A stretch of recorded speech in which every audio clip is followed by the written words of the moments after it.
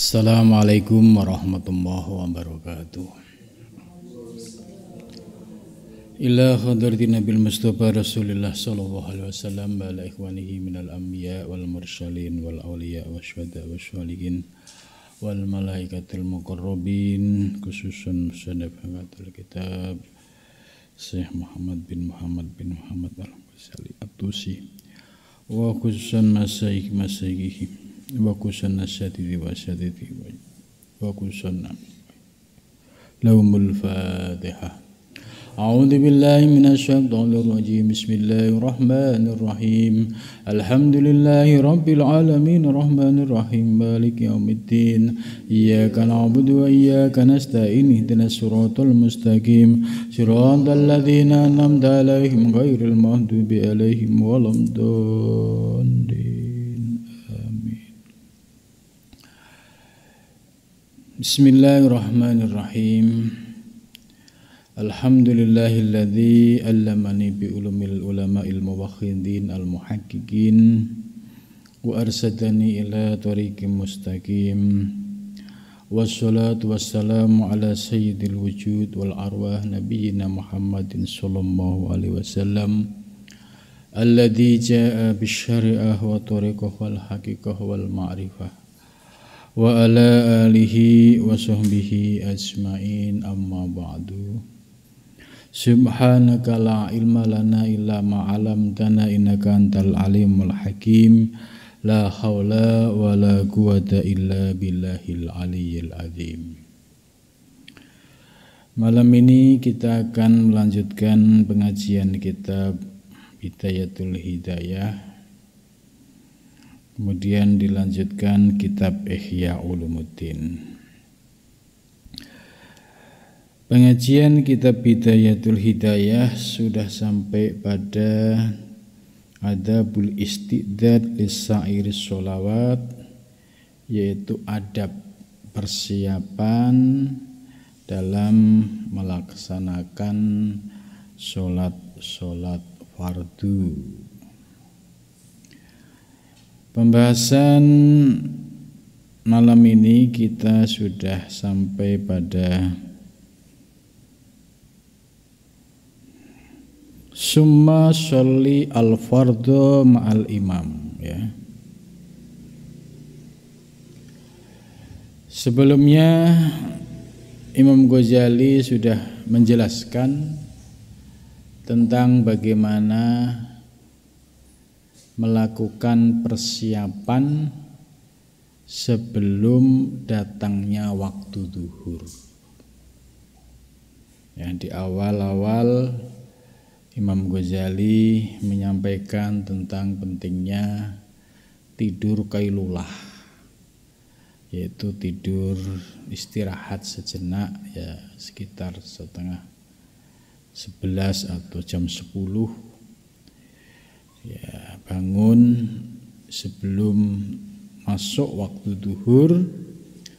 Kemudian ya dilanjutkan dengan beberapa persiapan termasuk ketika memasuki masjid hingga melaksanakan sholat sunnah qobliyah. Setelah selesai sholat sunnah qobliyah, ya, summa sholli al-fardhu, kemudian sholatlah al-fardhu, fardu, ma'al imami, beserta imam.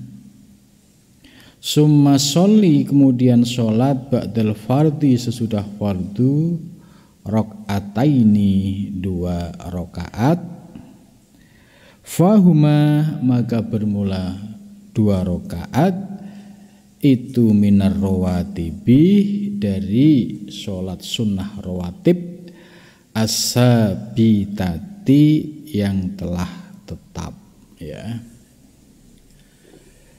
Jadi pada minggu yang lalu sudah dijelaskan tentang sholat sunnah qobliyah duhur, ya. Sholat sunnah qobliyah duhur, ya, di sini Imam Ghazali menggunakan 4 rakaat. Tapi dalam syarah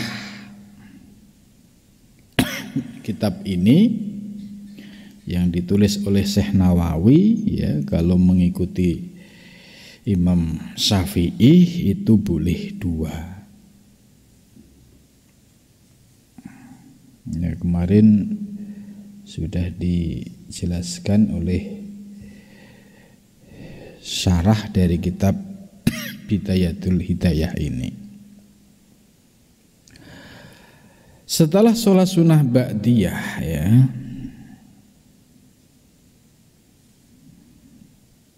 wala tastagil, ya, dan tidak boleh sibuk. Jadi istigol itu melakukan aktivitas.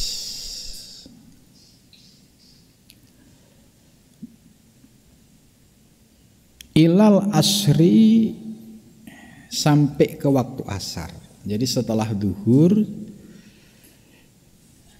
kita sholat fardu, ya, kemudian 2 rakaat sholat sunnah ba'diyah, ya, atau disebut sholat rawatib.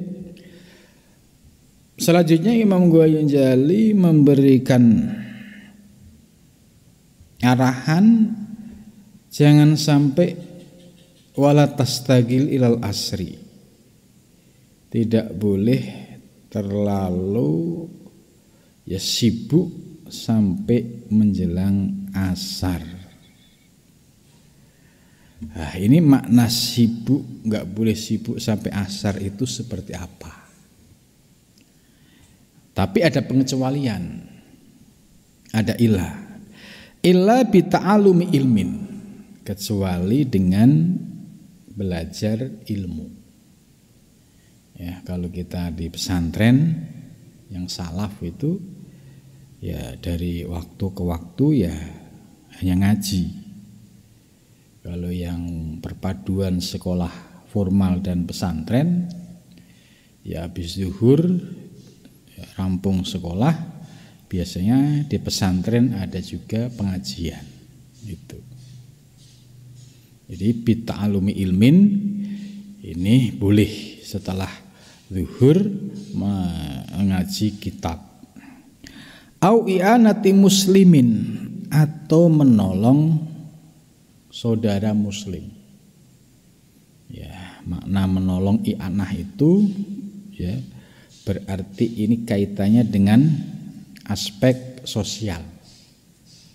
Ya, kalau ada tetangga kiri kanan yang membutuhkan pertolongan, ini diperbolehkan untuk menolong. Ini.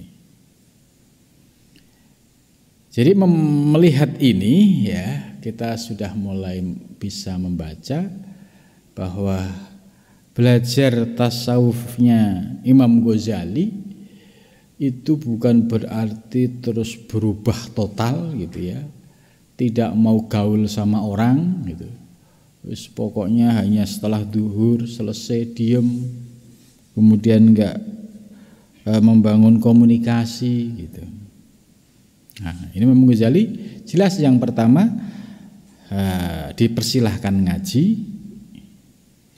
Kalau kuliah ya kuliah, ya pokoknya yang penting mencari ilmu.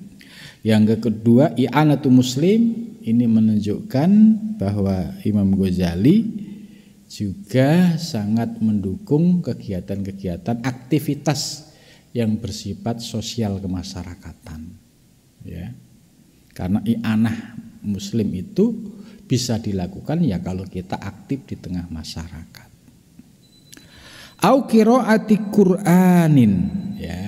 Ini berikutnya yaitu dengan membaca Al-Qur'an.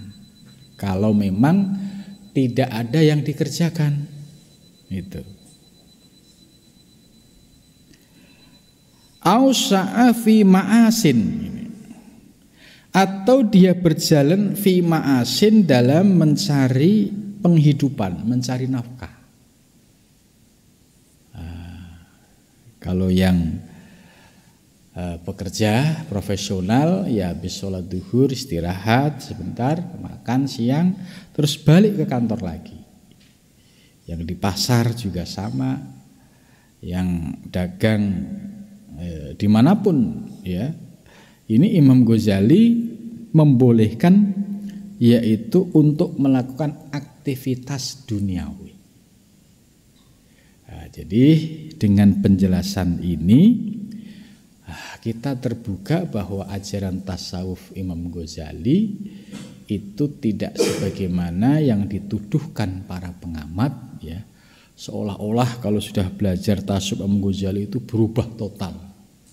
Enggak mau ngomong, hanya diem gitu. Enggak berinteraksi. Terus enggak mau megang HP. Ya. Karena terkait dengan perkembangan zaman ya tentu HP ini juga menjadi salah satu alat komunikasi baik fi ma'asin terkait dengan persoalan kehidupan itu ya masuk di situ bisnis pekerjaan macam-macam. Zaman sekarang itu nggak bisa lepas dari komunikasi HP itu ya. Dari sini kita mulai paham Imam Ghazali tidak mengajarkan ya kepada orang-orang yang belajar tasawuf ya menyendiri di kamar, menutup diri, pokoknya tiap hari zikir, nanti keluar ke Gunung Salak misalkan ya, nyari tempat untuk nyepi gitu. Ternyata tidak. Maka tuduhan para pengamat terhadap ajaran Imam Ghazali sebagai penyebab kemunduran Islam ya, itu hanya analisis yang tidak didasari dengan membaca sumber-sumber primer. Ya, dia membaca Imam Ghazali mengajarkan zuhud, tapi tidak melihat makna zuhud yang dimaksud oleh Imam Ghazali itu apa. Imam Ghazali mengajarkan soal suruk dan kholwat, tapi suruk dan kholwat ini sangat ketat menurut Imam Ghazali. Jadi tidak gampang orang awam ya baru paham baru ngaji sekali dua kali kemudian ujuk-ujuk pengen suluk pengen kholwat, nggak boleh sama Imam Ghazali gitu. Nah, inilah pentingnya dengan ngaji sumber primernya kita bisa membela kalau ada tuduhan-tuduhan bahwa Imam Ghazali sebagai penyebab kemunduran Islam, jelas itu tidak benar. Karena di sini Imam Ghazali setelah menyelesaikan sholat fardu duhur ya dipersilahkan untuk aktivitas kembali sesuai dengan profesi masing-masing gitu. Kenapa demikian ya sampai diperbolehkan untuk aktif ya di profesi masing-masing ya, bagi yang dagang ya dagang, yang PNS ya PNS, yang di kantor ya di kantor gitu. Litas ta'ina supaya kamu dapat menolong bihi ya dengan mencari maisah tadi ala dinika atas agamamu ya. Jadi dengan kita beraktivitas ya dalam kaitannya dengan ma'isyah, ternyata ma'isyah ini bisa menjadi solusi atau bisa menolong, yaitu menolong terhadap agamamu ya. Contohnya kalau seorang kiai atau ustadz itu, kalau mereka sudah memiliki sumber penghasilan ya dari profesi ya, apakah dia sebagai guru atau sebagai pekerja kantor itu, nah, itu berarti secara otomatis sumber ekonominya itu berjalan normal, artinya tidak mengalami kendala atau masalah. Maka dengan demikian ketika seorang ustadz atau guru atau ajengan dia mengajar, itu sudah tidak tomak lagi, ya. Sudah tidak berharap lagi pada pemberian orang dan tidak menjadikan itu sebagai tujuan. Gitu. Ini yang disebut dengan menolong dari sisi menolong agama. Dan juga kalau misalkan jamaah sebuah majelis atau sebuah masjid itu orang-orang yang memiliki aktivitas duniawi, ya mereka profesional gitu. Itu dengan profesi mereka itu bisa menghidupkan kegiatan-kegiatan keagamaan gitu. Jadi artinya ma'isyah ini penting. Ya. Jadi jangan sekali-sekali dibenturkan, ya. Kalau sudah ngaji tasawuf itu nggak perlu lagi ma'isyah. Ya, ini yang salah. Nah, karena ma'isyah ini menjadi wasilah kita, ya supaya kita menjadi pribadi yang independen, ya, pribadi yang ta'alluqnya hanya kepada Allah, bukan kepada makhluk, yaitu apabila sumber rezeki kita ini, ya, bersumber dari hal-hal yang sifatnya hasil kerja keras kita, gitu. Ya, jadi jelas bahwa pasca zuhur sampai asar Imam Ghazali membolehkan untuk beraktivitas sesuai dengan kesibukan masing-masing. Summa sholli, setelah itu sholatlah arba'ata rakaatin. Ini sudah mendekati waktu asar. Arba rakaatin, 4 rakaat qoblal asri, sebelum asar, ya. Jadi Imam Ghazali ini ya milih sholatnya itu yang agak berat-berat, ya. Sebelum duhur 4, sebelum asar 4.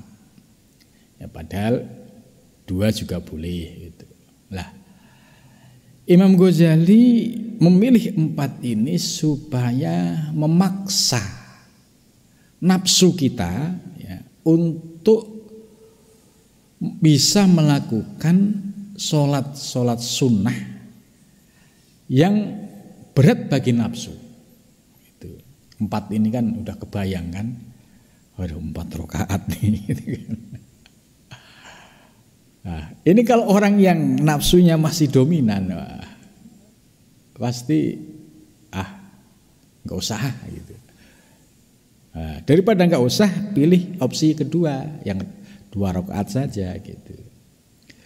Nah, jadi kalau memang kita enteng melaksanakan 2, ya silahkan 2. Tapi kalau memang kita bisa memaksa nafsu kita, ya memang berat, ya.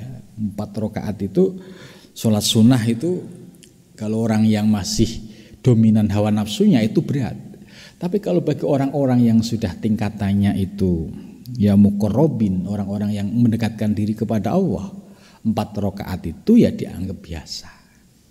Nah, proses ini ya harus bertahap. Kalau kita misalkan awalnya tidak pernah sholat sunnah, ya yang duhur, yang pokok aja, fardunya duhur, asar, ya. Sholat sunnahnya jarang. Maka tahap awal menurut saya yang enteng-enteng dulu. Qobla duhur 2 rakaat, ba'da duhur 2 rakaat, qobla asar 2 rakaat. Nah, ketika nanti sudah istiqomah, sudah terbiasa hawa nafsu, kemudian ditingkatkan menjadi 4, ini agak enteng. Tahapannya itu nafsu nggak begitu protes banget gitu. Nah, kalau kita paksakan, misalkan hari ini 4 rakaat, pasti besok ngancem nafsu. Akhirnya apa? Males sholat sunnah sama sekali gitu. Jadi menghadapi nafsu ini ya perlu strategi, perlu pelan-pelan bertahap, sehingga dalam menjalankan ini tidak mengalami ya fluktuatif lah. Nah, misalkan kemarin 4 terus besoknya enggak sama sekali gitu. Kan mending 2 tapi istiqomah gitu. Ya, qoblal asri sebelum asar.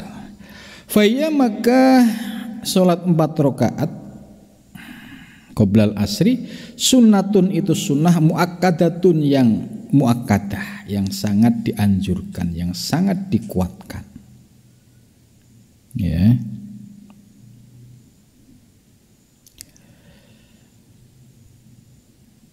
Fakut kola maka sungguh telah bersabda siapa Rasulullah Shallallahu Alaihi Wasallam,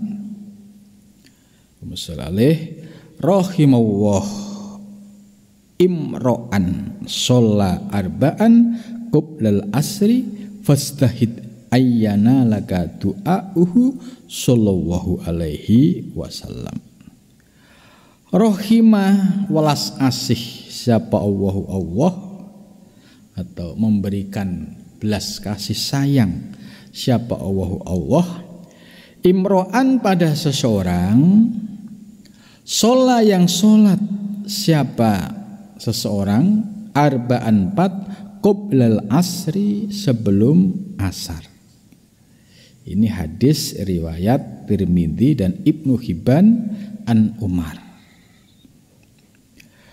Setelah itu fastahid maka bersungguh-sungguhlah ayyana laka supaya dirimu memperoleh apa doanya Nabi Shallallahu Alaihi Wasallam birrahmati dengan mendapatkan rahmat biadaika dengan kamu melaksanakan hadhihin nafilah sholat sunnah ini.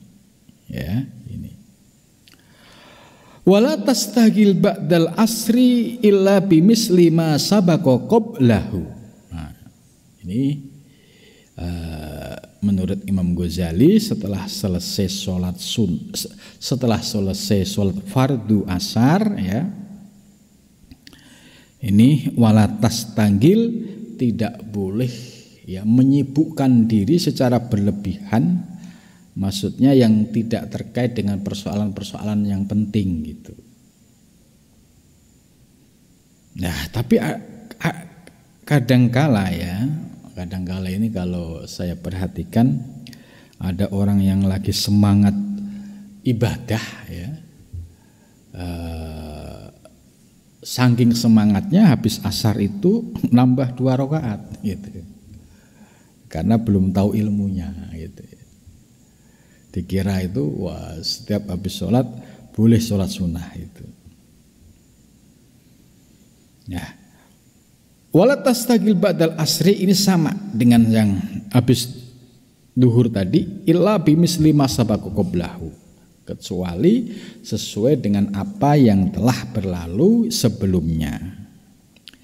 Ya misalkan habis asar itu orang yang di kantor itu kan masih ada jam kantor, ya selesaikan sampai selesai. Yang bekerja ya selesaikan sampai tuntas itu. Kembali ke aktivitas rutin. Kalau di pesantren habis asar itu ya biasanya ada pengajian juga gitu. Ya kembali ke aktivitas masing-masing. Terus berikutnya wala yang bagi dan tidak pantas ya, tidak seyogyanya antakuna hendak ada auqatuka waktumu muhmalatan, itu waktumu itu sia-sia. Jadi waktu habis tidak melakukan kegiatan yang positif. Itu waktu muhmalah. Aimat rukatan bila faidatin, yaitu waktu yang sia-sia yang tidak ada faedahnya. Bagaimana kalau zaman sekarang ini ya aktivitas itu kan muaranya ada di HP. Nah, tentu kita bisa mengukur ya apakah dengan HP itu kita akan masuk orang yang menyia-nyiakan waktu, atau kita bisa memanfaatkan teknologi untuk kebaikan. Gitu. Nah, Imam Ghazali sudah mengingatkan jangan sampai ya tidak layak, tidak sepatutnya waktumu itu habis sia-sia. Ya hanya mantengin HP, nggak ada aktivitas positif. Ya, nah, ini yang tidak diperbolehkan oleh Imam Ghazali. Sebab kalau kita tidak bisa mengatur jadwal waktu kita, kemudian berlalu ya waktu kita itu tanpa ada faedah, maka ya umur kita sia-sia. Itu umur yang tidak memberikan manfaat. Dikasih waktu, dikasih sarana, tapi tidak digunakan untuk hal yang berfaedah. Itu.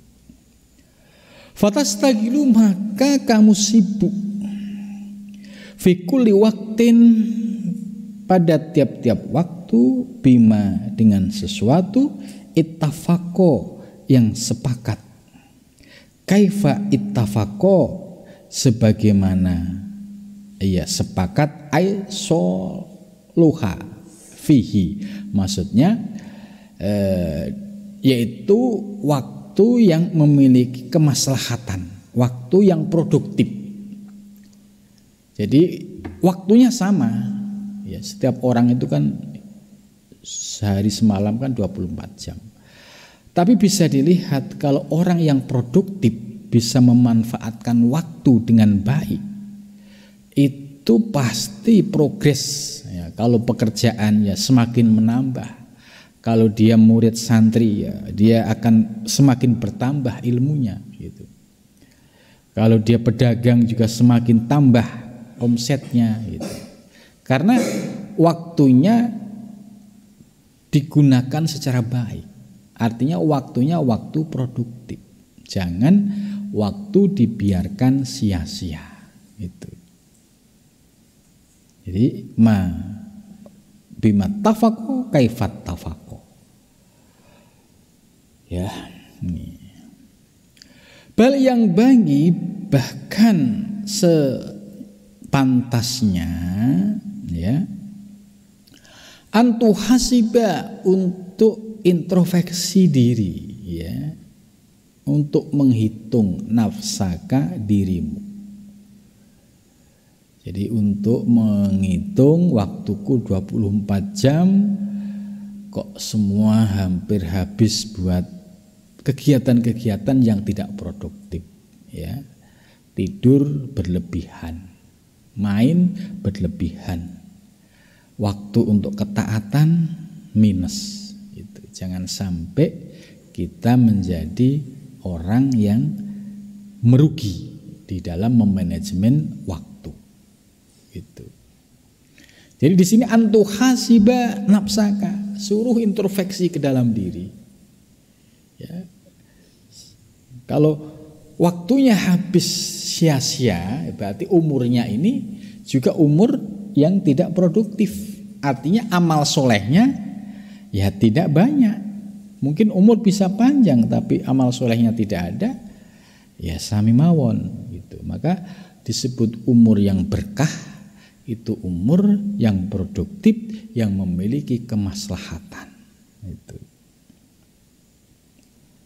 Ya, jadi antuha siba nafsaka, jujur dengan diri sendiri ya, kira-kira dalam 24 jam ini ya, mana waktu-waktu yang terbuang sia-sia gitu. Setelah kita analisa, oh ya harus saya gunakan untuk kegiatan-kegiatan yang bermanfaat. Jadi Imam Ghazali sudah mengajarkan pentingnya memanajemen waktu. Ya. Watarotab, dan urut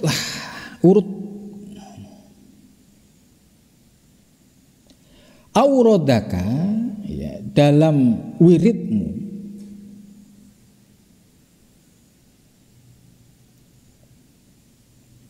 Maksudnya lakukan apa yang telah menjadi wirid-wirid rutin kita. Nah, ini penting ini. Kita ini dalam sehari semalam ya, waktu-waktu tadi sudah kita gunakan untuk urusan duniawi ya. Kemudian Imam Ghazali mengingatkan lagi untuk muhasabah. Gunakan waktumu ya di dalam mengamalkan wirid-wirid aurat. Aurat itu jamaknya wirid. Ya. Wirid-wirid dari para guru.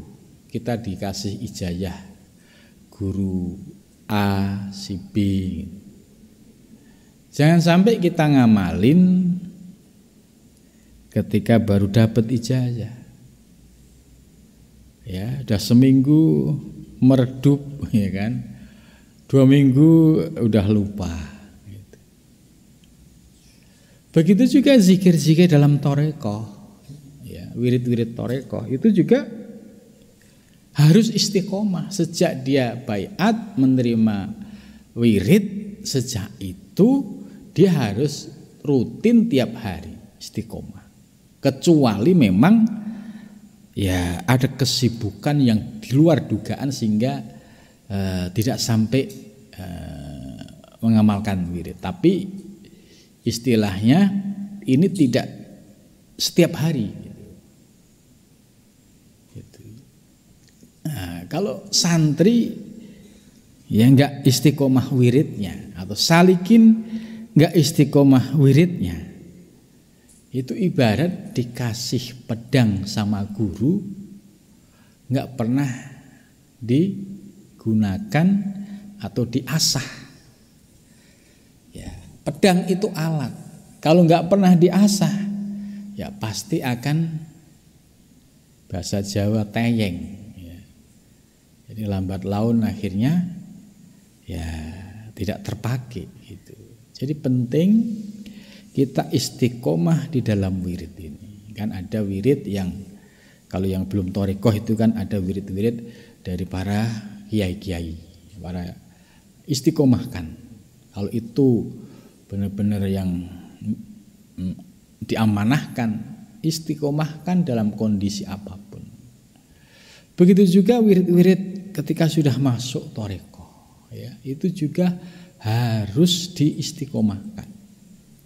Sebab wirid ini tadi ibarat pisau, ya kalau tidak pernah dipakai, tidak pernah diasah, ya pasti lambat laun akan tumpul gitu. Begitu juga hati kita.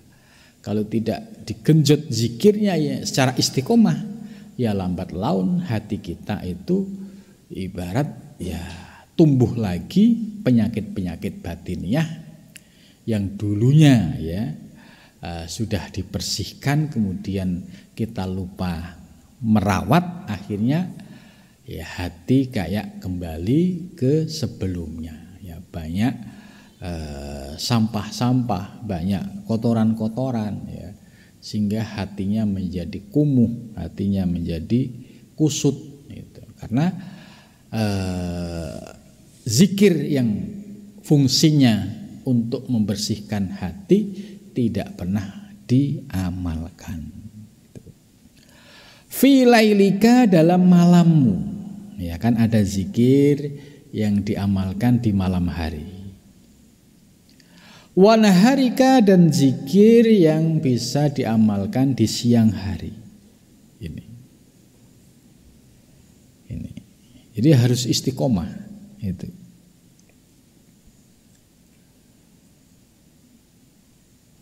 Wa tu'inu likulli waqtin sagolan. Wa tu'inu, dan kamu dapat ya minta tolong likulli waqtin atau wa tu'inu ai, dan kamu dapat melaksanakan likulli waqtin, bagi tiap-tiap waktu, sagolan ai itu bimana ai wadifatan, yaitu wadifah. Itu maksudnya wadifah ini zikir-zikir yang tadi diperoleh dari para masyayikh, para guru. Ya, dapat ijazah dari dari syekh si A, dari syekh, ya istilah guru-guru kita ya. Kemudian kita sudah komitmen untuk mengamalkan. Nah, kemudian kita sebagai santri itu dijadikan wadifah. Wadifah itu ya kerjaan rutin. Kerjaan rutin. Misalkan rutinnya itu habis subuh, ya sudah istiqomah. Subuh sama maghrib, ya sudah istiqomah di situ. Ditambah tengah malam. Gitu. Jadi kembali kepada kita untuk mengatur keleluasaan waktu kita. Itu. Nah, ini harus dilakukan oleh seorang salik, oleh seorang murid ya, supaya hatinya itu bisa keluar ya bias nur ilahiyahnya. Tapi kalau tidak, ya hatinya ini akan kusut dan lambat laun menjadi gelap gulita dan lama-lama akan mati. La tata'addaru, jangan sampai lata tajawwazahu ila ghairi, ya jangan sampai ya meninggalkannya, wala tu'ashiruhu, ya dan juga tidak memilih dan tidak mendahulukan itu fihi di dalam waktu siwahu, ya selain aidalika suhli, yaitu selain kesibukan tersebut. Fabidzalika, dan dengan tertib tadi di dalam mengamalkan aurat ya, zikir yang sudah menjadi wadifah sebagai seorang salik dalam sehari-hari. Jangan zikirnya salik tapi seminggu sekali gitu. Ya, zikirnya dalam sehari-hari. Tatharu, ini kalau kita fabidzalika, maka dengan sebab tertib di dalam mengamalkan zikir, wirid, wadifah, tatharu menjadi nyata. Apa barokatul auqati? Barokahnya waktu. Gitu. Jadi lambat laun buahnya kelihatan. Buah dari samprohnya kita memanage waktu tadi, itu samprohnya kelihatan. Gitu. Tapi sebaliknya kalau nggak bisa memanage waktu, ya usia bertambah tapi kebarokahan nggak ada, ya karena waktunya kebuang sia-sia. Itu. Fa imma idza tarukat nafsuka sada muhmalan ihmalal bahim. Itu. Jadi kalau kita konsisten dengan aurat ya, dengan zikir, dengan wadifah tadi, ini dijawab tatharu barokatul auqat, ya akan nampak nyata barokah waktunya itu. Fa imma idza tarokat nafsuka, ya ada kalanya apabila kalau dibuat mukhatab tarokta, ya, apabila kamu meninggalkan nafsaka pada dirimu, ya sada ailagian bidomisin sudah, ya kamu meninggalkan dirimu sudah bidomisin ailagian bil auratin, yaitu waktunya itu sia-sia tanpa zikir, tanpa wirid, tanpa ngamalin wadifah gitu ya. Terus pokoknya bablas 24 jam itu waktunya gak ada yang efektif, yang manfaat gak ada. Habis kayaknya sekedar untuk ya sesuatu yang muhmal, yang sia-sia. Ya, ini ai lagian bila auratin, ai muhmalan, yaitu matrukan, ya, waktu yang tersia-sia, terbuang. Ihmalal bahaim, sebagaimana ya sia-sianya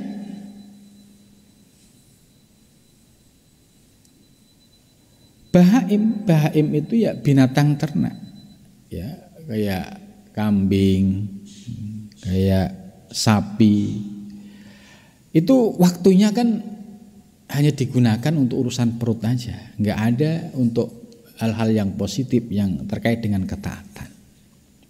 Nah, di sini maksudnya Imam Ghazali menyampaikan kalau kita tidak bisa memanage waktu dengan baik untuk ketaatan, untuk urusan dunia, untuk urusan keluarga, untuk urusan kemasyarakatan, akhirnya waktu kita sia-sia. Itu diibaratkan ya sebagaimana bahaim, yaitu binatang ternak yang aktivitasnya sama sekali tidak membawa kemanfaatan, hanya sekedar untuk urusan perut dirinya. Itu. La tadri, tidak mengerti apa bahaim, bimada tastagil, apa harus dia lakukan gitu. Fi kulli waktin, pada setiap waktu. Itu. Jadi binatang ternak itu nggak ngerti manfaatin waktu, itu nggak ngerti, ya. Itu. Ini bukan berarti Imam Ghazali ngeledek gitu ya. Ya artinya ini jewer gitu. Jewer supaya sadar. Kalau salik, kalau santri nggak bisa memanfaatkan waktunya kebuang sia-sia dari hari ke hari, ini kualitasnya sama dengan bahaim yang tidak bisa memanage waktu dengan baik. Itu. Ya orangnya sih manusia, cuma tadi dalam hal memanage waktu ya dia tidak bisa. Gitu.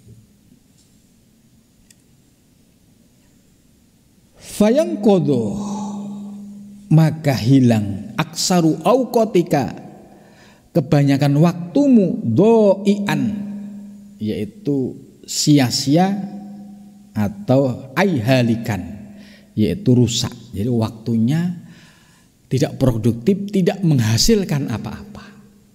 Gitu. Wa auqatuka, dan waktumu, umruka itu umurmu. Wa umruka, dan umurmu, ra'su malika, itu pangkal pokok hartamu. Gitu.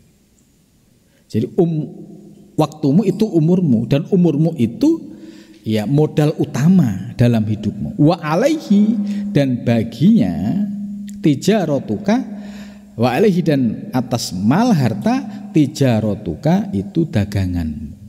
Nah, bagaimana kamu bisa mau untung dalam berdagang? Wong tidak bisa mengatur waktu dengan baik, yang ada hanya minus dan minus. Waktunya tidak produktif, waktunya kebuang sia-sia. Wabidan, dengan harta, wusuluka, sampaimu, ila naimin daril abad. Jadi jangan sampai salah memahami soal dunia. Ini Imam Ghazali sudah menjelaskan. Wabidan, dengan harta, wusuluka, itu dapat menghantarkanmu, ila naimin daril abadi, kepada kenikmatan kampung yang abadi, yaitu ya maksudnya kampung akhirat, ya, fi jiwarillahi ta'ala fil jannah, yaitu di sisi Allah Ta'ala, fil jannati, di surga.